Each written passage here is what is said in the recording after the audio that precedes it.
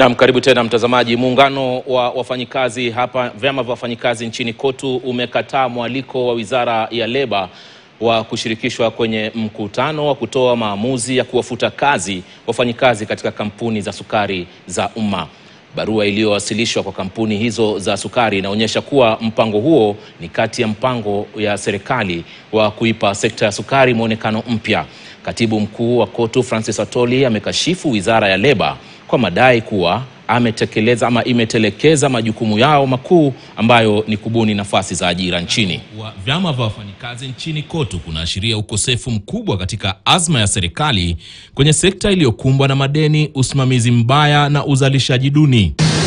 Kwa mujibu wa barua rasmi iliyotumwa kwa Waziri wa Leba Alfred Mutua na kufikia KTN, KOTU imechukizwa na mipango ya serikali kuwafuta kazi wafanyikazi wa kampuni za miwa. Sehemu ya barua hiyo inasema kwamba na nukuu, inasikitisha sana kuwa wizara ambayo jukumu lake kuu ni kukuza ajira inaitisha mkutano kujadili kufutwa kazi wakati kuna upungufu mkubwa wa ajira hapa nchini. Mwisho wa kunukuu.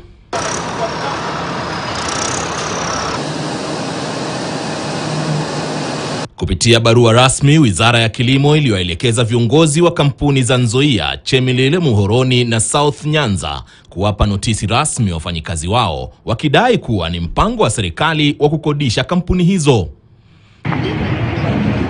Hata hivyo, Waziri wa Leba Alfred Mutua hajatoa majibu yake rasmi tangu kukataliwa kwa mwaliko wake na muungano wa vyama vya wafanyikazi nchini KOTU.